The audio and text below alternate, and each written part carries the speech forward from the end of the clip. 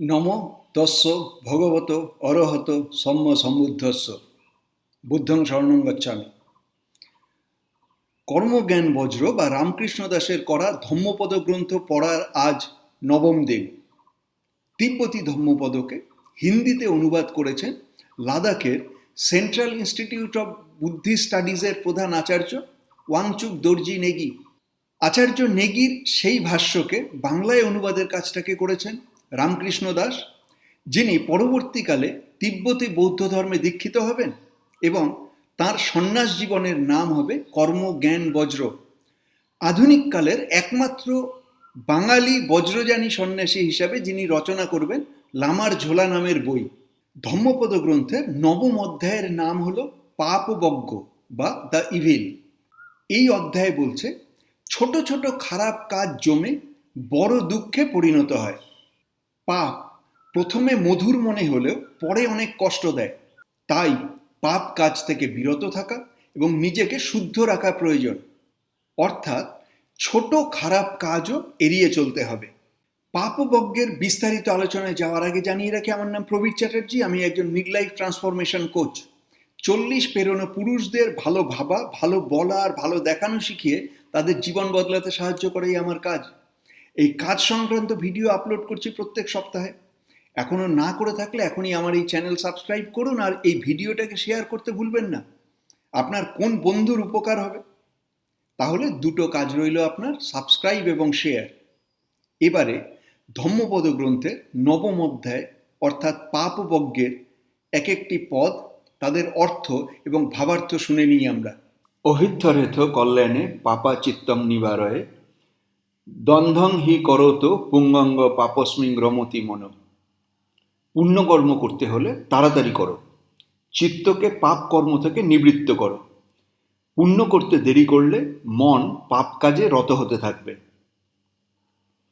বুদ্ধ যখন শ্রাবস্তিতে থাকতেন তখন সেখানে চুকেলো সাটক নামে এক ব্রাহ্মণ থাকতেন। তিনি অত্যন্ত গরিব ছিলেন।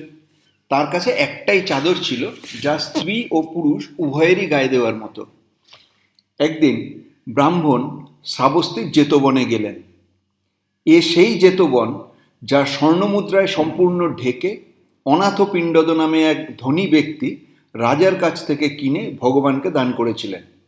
যে জেতবনে তথাগত 27টি বর্ষাকাল বাস করেছিলেন, অর্থাৎ জীবনের সবচেয়ে লম্বা সময় কাটিয়েছিলেন। ব্রাহ্মণ বুদ্ধের কাছে উপদেশ শুনতে গেলেন আর ফিরে এসে ভাবতে লাগলেন, এই চাদরটি তথাগতকে উপহার দিয়ে দিই। একটু পরে মনে কার্পণ্য এসে মন বদলে গেল।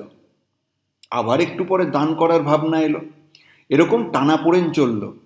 অবশেষে তিনি চাদরটি তথাগতের চরণে সমর্পণ করে চিৎকার করে বললেন, আমি জিতে গেলাম। কোশলরাজ প্রসেনজিৎ কথা শুনলেন।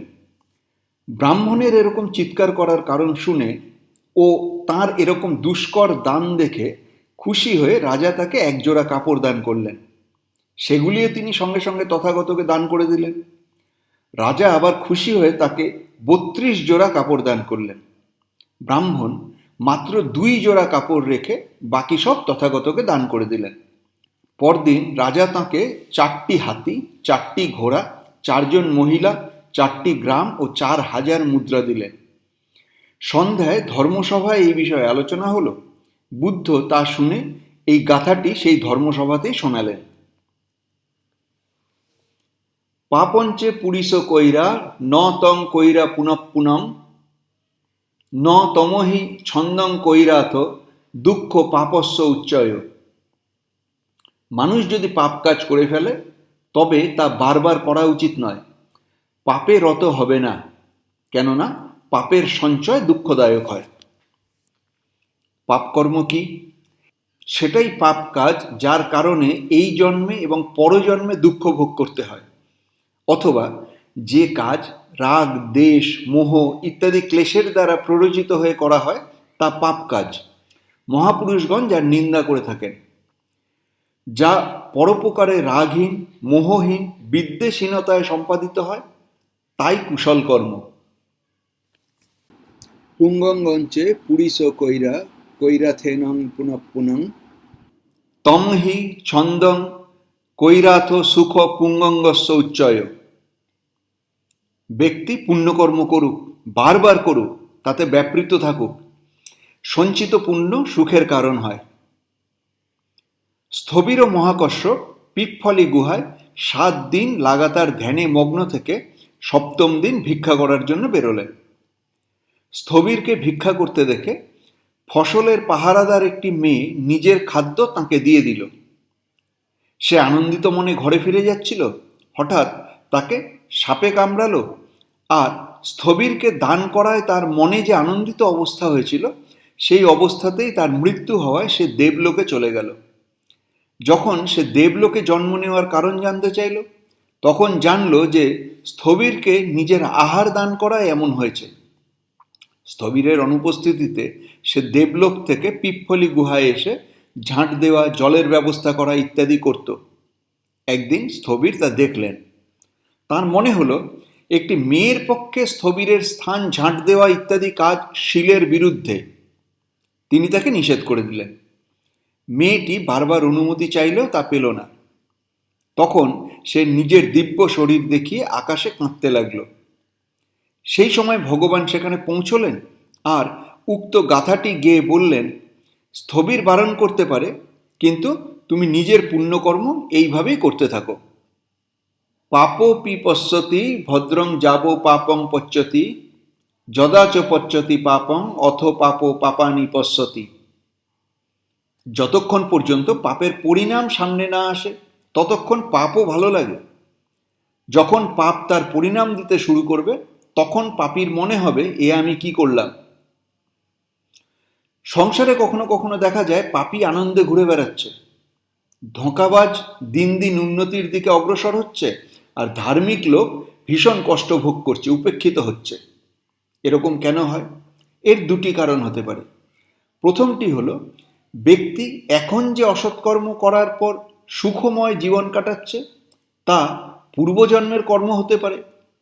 দ্বিতীয়টি হলো, নিজের যা কিছু পুণ্য সঞ্চয় ছিল তাকে সে সমূলে নষ্ট করছে, নিজেকে নরকের জন্য তৈরি করছে। তেমনি যে ভালো কাজ করেছে তার হয়তো পূর্বজন্মের কিছু মন্দ কাজ ছিল, সে তা ভোগ করছে, আর বর্তমানে শুভ কর্ম করার ফলে পূর্বজন্মের যা কিছু অকুশল কর্ম ছিল তাকে এই শরীরেই ভোগ করে সে শুদ্ধ ভূমি, সুখবতী অবস্থা ইত্যাদিতে জন্ম নেবে হয়তো। এই জন্য ভালো কাজ করেও তাকে কষ্ট ভোগ করতে হচ্ছে, এরকম হতে পারে। ভদ্র পি পশ্যতি পাপং যাবো ভদ্রং ন পচ্যতি, যদাচ পচ্যতি ভদ্রং অথ ভদ্র ভদ্রাণী পশ্যতি। যতক্ষণ পর্যন্ত কুশল কর্মের ফল না পাওয়া যায়, ততক্ষণ শুভ কর্মকেও মন্দ মনে হয়। যখন পুণ্য ফল দিতে থাকে, তখন তাকে ভালো লাগতে থাকে। আজকাল প্রায়ই লোকেরা সুখ সুবিধা, রোগমুক্তি আর বৈভব ইত্যাদির জন্য ধ্যান করে এবং তাৎক্ষণিক ফল চায়। ধর্মকর্ম সম্পন্ন করার পর যখন মনস্কামনা পূরণ হয় না, তখন সে দুঃখী হয়ে পড়ে, যদিও সময় এলেই সব কাজ ফল দেয়। যে কর্ম হয়েছে তা নিষ্ফল হয় না। ব্যক্তি যদি চায় আজই বীজ বপন করলাম, আজই ফলও লাভ করব, তা কি করে সম্ভব হবে? যে ব্যক্তি সঙ্গে সঙ্গে ফল চায়, তাকে সেই অনুযায়ী ভালো কাজও করতে হবে। পুণ্য করার জন্য পরিশ্রম ও ব্যয় তো হবেই, তাছাড়া মহান ফল কি করে পাওয়া যাবে? যোগী মিলারেপা যেমন বলেছিলেন, যতক্ষণ কাঁদার মতো অবস্থা পর্যন্ত কষ্ট না করব, ততক্ষণ হাসতে হাসতে মিষ্টি ফল চেখে দেখার সুযোগ পাওয়া যাবে না। মাবো মঙ্গাঙ্গেথ পাপস্য ন মন্তং আগমিষ্যতি, উদবিন্দু নিপাতেন উদকুম্ভ পি পুরতি, বালো পুরতি পাপস্য থোক থকম্পি আচিনাম।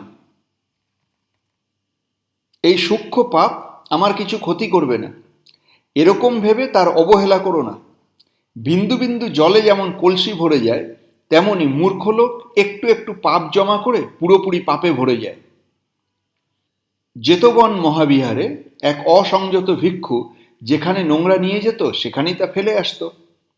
অন্য ভিক্ষুরা তাকে বলা সত্ত্বেও ও বোঝানোর পরেও সে তাদের কথায় কান দিল না। একদিন ভিক্ষুরা এই কথা ভগবানকে বলল। ভগবান সে ভিক্ষুকে ডেকে সব কথা জিজ্ঞাসা করলেন এবং বললেন, ভিক্ষুদের এটা করা উচিত নয়। পাপ কর্মকে কম ভেবো না, খোলা মাঠে রাখা পাত্র যেমন বিন্দু বিন্দু বৃষ্টিতে জলে ভরে যায়, তেমনি পাপকর্ম যে করছে সে একটু একটু করে অনেক পাপ করে ফেলে। এই উপদেশ দিয়ে বুদ্ধ এই গাথাটি বলেছিলেন। মাব মঙ্গঙ্গেথ পুঙ্গঙ্গস্য ন মন্তং আগামিষ্যতি উদবিন্দু নিপাতেন উদকুম্ভ পি পুরতি ধীর পুরতি পুঙ্গঙ্গস্য থোক থোকম্পি অচিনম। এ আমার কি মঙ্গল করবে? এই ভেবে ছোট ছোট পুণ্যকর্মকে অবহেলা করা উচিত নয়। বিন্দু বিন্দু জলে ঘড়া ভরে যায়। বিদ্বান একটু একটু পুণ্য সঞ্চয় করে পুণ্যে পূর্ণতা লাভ করেন। শ্রাবস্তিতে এক উপাসক বুদ্ধের ধর্মোপদেশ শুনে শ্রদ্ধাবশত পরদিন ভিক্ষু সংঘকে নিজের বাড়িতে আহারের জন্য আমন্ত্রণ জানালো। তারপর সে ঘরে গিয়ে দেখল তার কাছে অত চাল ডাল নেই। তাই সে গ্রামে গিয়ে ঘোষণা করল, আমি আগামীকাল বুদ্ধ সহ সংঘকে ভোজনের জন্য আমন্ত্রণ করেছি, অতএব আপনারা নিজেদের সামর্থ্য অনুযায়ী চাল ডাল ইত্যাদি দিয়ে সাহায্য করুন। সব লোক যে যার সামর্থ্য অনুযায়ী শ্রদ্ধার সঙ্গে চাল ইত্যাদি দান করল। কিন্তু বিলালোপাদক নামে এক ধনবান সেই উপাসকের উপর রাগ করল। তার মনে হলো, ক্ষমতা নেই তো নিমন্ত্রণ করলো কেন? মনে মনে এরকম ভেবে সে তাকে সামান্য চাল দিল। উপাসক তার চাল আলাদা করে রেখে দিল। ভাবল, অসন্তুষ্ট মনে দেওয়া দান বাকি দানের সঙ্গে কেন রাখব? পরের দিন শ্রেষ্ঠী একটি ছুরি নিয়ে তার ঘরে গেল। সে ভেবেছিল, উপাসক যদি আমার নাম নিয়ে অপমান করে তাহলে আমি ওকে মারব। কিন্তু খাওয়ার পরে উপাসক গ্রামের যতজন নিজ সামর্থ্য অনুসারে দান দিয়েছে তাদের মহাপুণ্যের জন্য বুদ্ধের কাছে অনুমোদনের প্রার্থনা করল। বুদ্ধ সেই রকমই করলেন।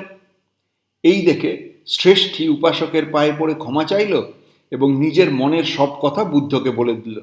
সেই সময় বুদ্ধ এই গাথাটি গেয়েছিলেন। বাণিজ্য ভয়ং মগ্গং অপসত্থ মহদ্ধন বিষং জীবিতু কামব পাপানি পরিবর্জয়ে। সঙ্গে অর্থ থাকলে যেভাবে অল্প সাথী সঙ্গে নিয়ে চলা বণিক বিপদসংকুল পথ পরিত্যাগ করে, যেভাবে প্রাণ বাঁচাতে ব্যক্তি বিষ ত্যাগ করে, সেইভাবেই পাপকর্মকে পরিত্যাগ করা চাই। শ্রাবস্তিতে মহাধন নামে এক ব্যক্তি বাস করত। সে নিজের গরুর গাড়িতে পণ্য নিয়ে অন্য প্রদেশে যাচ্ছিল। ভিক্ষুদের সে বলল, ওই দেশে কেউ যেতে চাইলে আমার সঙ্গে চলুন, তার আহারের বন্দোবস্ত আমি করব। অনেক ভিক্ষু তার সঙ্গে যাওয়ার জন্য প্রস্তুত হলো এবং বেরিয়ে পড়ল। একদিন দুদিন চলার পর জানা গেল রাস্তায় ডাকাতের দল ডাকাতি করার জন্য বসে আছে। মহাধন ভিক্ষুদের সেখানেই থাকতে বলল এবং সে অন্য রাস্তা দিয়ে আরেক জায়গায় চলে গেল। সেই সময় তথাগত সেই গ্রামেই ছিলেন। তাকে এসব কথা বলা হলো। তিনি এই গাথা গেয়ে বললেন, যেভাবে চোরের ভয়ে ব্যবসায়ী রাস্তা বদল করেছে, তেমনি জীবিত থাকা ব্যক্তি বিষকে ত্যাগ করে। ত্রিলোকী চোরদের দ্বারা অবরুদ্ধ জেনে ভিক্ষুদের পাপ কর্ম ছেড়ে নির্বাণগামী হওয়া চাই। যতক্ষণ আমরা এই সংসারে আছি, তস্কর রূপী সমস্যা থেকে ঊর্ধ্বে উঠতে পারবো না। পানিম হি চে বননাস্য হরে যজ্ঞ পানিনা বিষম নব্বনং বিষমন্যেতি নথি পাপং অকুব্যত। যদি হাতে ঘা না থাকে তাহলে হাত দিয়ে বিষও নেওয়া যেতে পারে, কেননা ঘা না থাকলে হাতে বিষ প্রবেশ করবে না। তেমনি যে পাপ করে না তার গায়ে পাপ লাগে না। পাপ আর পুণ্য ব্যক্তির মানসিক অবস্থার উপর নির্ভর করে। সৎ ভাবনা রেখে করা কাজ দেখতে পাপ সদৃশ্য হলেও কুশল কর্ম হয়। তথাগত যখন বোধিসত্ত্ব রূপে জন্ম নিয়ে বুদ্ধত্বের জন্য পুণ্য সঞ্চয় করছিলেন, সেই সময় এক নাবিককে হত্যা করেছিলেন। বলা হয় যে 500 বোধিসত্ত্ব ব্যবসায়ী বড় নৌকা করে সাগরে রত্ন আনতে গিয়েছিল। রত্ন নিয়ে ফেরার সময় সেই নাবিক ভাবল, এবার তীর আসছে, ব্যবসায়ীদের নৌকো সমেত ডুবিয়ে অন্য নৌকায় রত্ন নিয়ে পালিয়ে যাব। সে নৌকা ডুবিয়ে দেওয়ার চেষ্টা করল। তার মানসিক অবস্থা দেখে বুদ্ধ সে সময়ের বোধিসত্ত্ব তাকে হত্যা করলেন। কেননা নাবিকের উপর তার দয়া হয়েছিল এই ভেবে যে যদি সে 500 ব্যবসায়ীকে ডুবিয়ে হত্যা করে তাহলে সে যুগে যুগে নরকে জন্ম নিয়ে অশেষ দুঃখ ভোগ করবে। আমি এক ব্যক্তির হত্যাকারী হলেও আমার এই কাজে ব্যবসায়ীদের প্রাণ তো বাঁচবেই, সেই সঙ্গে নাবিককেও নরকে যাওয়া থেকে বাঁচাতে পারবো। এরকম ভেবে করুণার বশে তিনি তাকে হত্যা করলেন। যদিও এটা পাপের মতোই, কিন্তু তিনি তা করে অপরিমিত পুণ্য অর্জন করলেন। যো অপ্যদুট্টস্য নরস্য দুঃসতি শুদ্ধস্য পোষস্য অনঙ্গনস্য তমেব বালং পচ্যতি পাপং সুখুম রজ পটিবাতং বক্ষিত্ত। যে বিশুদ্ধ, নির্মল, নির্দোষ মানুষকে দোষী সাব্যস্ত করে, সেই দোষী প্রতিপন্নকারী মূর্খেরই পাপ হয়। যেমন হাওয়ার বিরুদ্ধে নিক্ষিপ্ত সূক্ষ্ম ধূলিকণা নিক্ষেপকারীর উপরেই পড়ে। শ্রাবস্তিতে কোক নামক এক কুকুর শিকারী সকালে কুকুর নিয়ে জঙ্গলে যাওয়ার সময় পথে এক ভিক্ষুকে দেখতে পেল। সে সারাদিন জঙ্গলে ঘুরেও কিছু পেল না। সন্ধ্যায় ঘরে ফেরার সময় আবার সেই ভিক্ষুকে দেখল। আজ এই হতভাগা ভিক্ষুককে দেখে কিছু পাইনি, একে কুকুর লেলিয়ে দিয়ে মেরে ফেলব। এইরকম ভেবে সে ভিক্ষুর দিকে কুকুর ছেড়ে দিল। কুকুরগুলোকে আসতে দেখে ভিক্ষু একটা মোটা গাছে উঠে পড়ল। কুকুরগুলি গাছটির চারিদিকে ঘিরে দাঁড়িয়ে পড়ল। কোথায় গিয়ে বাঁচবে এ কথা বলে কোক ভিক্ষুর পায়ে তীর মারল। তীর লাগার ব্যথা পেয়ে ভিক্ষু তার চিবর সামলাতে পারল না। চিবর খুলে গিয়ে নিচে কোকের ওপর পড়ল। কুকুরগুলো ভাবল ভিক্ষুই মাটিতে পড়েছে। তারা চিবরে ঢাকা কোককে কামড়ে মেরে ফেলল। একটু পরে ভিক্ষু একটা শুকনো ডাল ভেঙে কুকুরগুলোকে তাড়ালো। তারাও মালিককে মৃত দেখে জঙ্গলে চলে গেল। ভিক্ষু গাছ থেকে নেমে চিবর পরে ভগবানের কাছে গেল আর প্রণাম করে সব শোনালো। ভগবান বললেন, ভিক্ষু, দোষ যে করেনি তাকে যে দোষ দেয় তা উল্টে তার ওপরেই এসে পড়ে। এই কথা বলে উপদেশ দিয়ে তিনি এই গাথাটি শুনিয়েছিলেন। গভ্যমেকে উপপজ্যন্তি নিরয়ং পাপকম্মিন সজ্ঞং সুগতিন যন্তি পরিনিব্বন্তি অনাসবা। কিছু জীব মনুষ্যলোকে জন্ম নেয়, পাপী নরকে জন্ম নেয়। কুশল কর্ম যিনি করেন তিনি স্বর্গে চলে যান, আর যিনি ক্লেশ নাশ করেন তিনি নির্বাণ লাভ করেন। শ্রাবস্তিতে তিস্য নামে এক ভিক্ষু 12 বছর ধরে এক মণিকারের ঘরে ভোজন করতে যেতেন। একদিন মণিকার যখন নিজের হাতে মাংস কাটছিল, তখন কোশল রাজের কাছ থেকে একজন মণি পরিষ্কার করাতে এলো। হাতে রক্ত লেগে থাকায় মণিটা সেখানেই রেখে মণিকার হাত ধুতে গেল। এর মধ্যে তার পোষা পাখিটি মণিটা গিলে ফেলল। সে এসে মণিটি দেখতে না পেয়ে ভিক্ষুকে সন্দেহ করতে লাগলো। কিন্তু তার স্ত্রীর মনে হলো এরকম ভাবাও পাপ। পরদিন যখন ভিক্ষু আহার করতে এলেন, তখন তাকে জিজ্ঞাসাবাদ করা হলো। তিনি বললেন, উপাসক, আমি তো মণিটি দেখিনি। তখন মণিকার তার মাথায় মারল, আর তাতে নাক মুখ দিয়ে রক্ত বেরিয়ে তিনি অজ্ঞান হয়ে গেলেন। রক্ত দেখে বক পাখিটি সেখানে এসেছিল। তুই এখানে কি করে এলি বলে রাগে অন্ধ মণিকার তাকে লাথি মারল। পাখিটি সেখানেই মরে গেল। খানিক পরে ভিক্ষুর জ্ঞান ফিরলে তিনি দেখলেন বক পাখিটি মরে গেছে। ভিক্ষু তখন মণিকারকে বললেন, মণি তো পাখিটি গিলে ফেলেছে, কিন্তু সে যদি মরে না যেত তাহলে আমার প্রাণ গেলেও তোমাকে তা বলতাম না। তখন মণিকার ভিক্ষুর পায়ে ধরে ক্ষমা চাইতে লাগলো। ন অন্তলিক্ষে ন সমুদ্রমজ্জে ন পব্বতানং বিবরং পবিশ্ব ন বিজ্যোতি সো জগতিপ্পদেশ যথঠিত মুঞ্চেজ্য পাপকম্মা। আকাশে, সমুদ্রে, পর্বতের গহ্বরে বা অন্য কোথাও এমন কোনো জায়গা নেই যেখানে নিজের পাপের ফল থেকে মুক্ত হওয়া যায়। তথাগত যখন জেতবনে ছিলেন, সেই সময় কয়েকজন ভিক্ষু তাঁকে দর্শন করতে আসছিলেন। তারা রাস্তায় এক জায়গায় পুড়ে যাওয়া ছাই দেখতে পেলেন। তখনই কিছু ভিক্ষু দেখতে পেলেন একটি নৌকা থেকে মাঝি এক মহিলাকে নদীতে ফেলে দিচ্ছে। তার 7 দিন আগে কিছু ভিক্ষু যে গুহায় থাকত, একটি পাথর গড়িয়ে পড়ে সেই গুহার মুখ বন্ধ হয়ে গিয়েছিল। ফলে 7 দিন পর্যন্ত তারা বিনা আহারে ছিল। বুদ্ধের কাছে ওই ভিক্ষুরা এসবের কারণ জানতে চাইলে উত্তরে তিনি পূর্বজন্মের কর্মকে তার কারণ বললেন।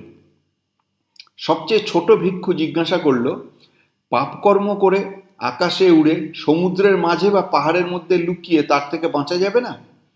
তখন বুদ্ধ এই গাথাটি গিয়ে ভিক্ষুদের একথা বলেছিলেন। ন অন্তলিক্ষে ন সমুদ্রমধ্যে ন পব্বতানং বিবরং পবিশ্য ন বিজ্জতি সো জগদীপদেশ যথটিথং নপ্য সহেজ্য মজ্জু। না আকাশে, না সমুদ্রের মাঝে, না পাহাড়ের গুহায় প্রবেশ করে সংসারে এমন কোনো স্থান নেই যেখানে সরে গিয়ে আমরা মৃত্যু থেকে বাঁচতে পারব। জন্ম হওয়ার পর মরেনি এমন কাউকে আমরা দেখিনি, এবং উৎপন্ন হয়েও নষ্ট হয়নি এমন কিছু আমরা শুনিনি। আমরা রোজ মৃত্যু ঘটতে দেখি, কিন্তু আমরা কখনো ভাবি না যে আমিও মরব। শিশু থেকে যুবক, যুবক থেকে প্রৌঢ় হয়ে গেলাম, এমনকি বৃদ্ধাবস্থা এসে গেল, তবু ভাবি আমি সবসময় থাকব। কিন্তু চিরকাল কে থেকেছে? এমনকি বুদ্ধ, বোধিসত্ত্ব, রাজা মহারাজারা আজ ইতিহাসের পাতায় চলে গেছেন, তারপরেও ভাবি আমি থাকব। আজই এই মুহূর্তে সংসারে না জানি কত লোকের মৃত্যু হচ্ছে, মরতে যাচ্ছে, তারপরও আমরা ভাবি আমি তাদের দলে নই। এই কারণে যিনি এই ক্ষণভঙ্গুরতাকে জেনে ফেলেছেন তিনি নিবৃত্ত হয়ে গেছেন। যিনি মৃত্যুকে জয় করেছেন তিনি কিসে আসক্তি রাখবেন? কাল এ আমার ছিল না, আগামীকালও এ আমার থাকবে না, তাহলে আসক্তি কিসে? যিনি একথা বুঝেছেন তিনি মুক্ত হয়ে গেছেন। যা নিজের নয় তাকে নিজের ভাবা হলো বন্ধন। যা নিজের নয় তাকে নিজের ভাবা শুধু বন্ধন নয়, বরং অন্যের প্রতি স্পর্ধা, সংঘর্ষ, সমস্ত কলহের মূল। এটাই দুঃখের শিকড়। যিনি মৃত্যুকে জেনেছেন তিনি মুক্ত হয়ে গেছেন। যে তা বোঝেনি সে কলুর বলদের মতো সংসারে ঘোরার জন্য রইল। অতএব মৃত্যুকে অনুভব করাকেই আমি ধর্মের দ্বারে প্রবেশ করা বলে মনে করি। এই অনুভব এবং জ্ঞান ছাড়া নির্বাণের দুয়ার খুলবে না। তাহলে এতক্ষণ ধরে আমরা শিখলাম যে ছোট ছোট খারাপ কাজ জমে বড় দুঃখের জন্ম দেয়। পাপ প্রথমে মধুর মনে হলেও পরে অনেক কষ্ট দেয়। অর্থাৎ ছোট ছোট খারাপ কাজ করা থেকেও বিরত থাকতে হবে। আর জীবন সম্বন্ধে আরও জানতে আমার অন্য চ্যানেল মহাভারতের কথায় আসুন। প্রত্যেক সপ্তাহে একটা করে মহাভারতের গল্প আপলোড করছি আমি, শুধুই অডিও। কাজ করতে করতে শুনুন, আর এই ভিডিওটা শেয়ার করতে ভুলবেন না যেন। আগামী সপ্তাহে দেখা হচ্ছে তাহলে।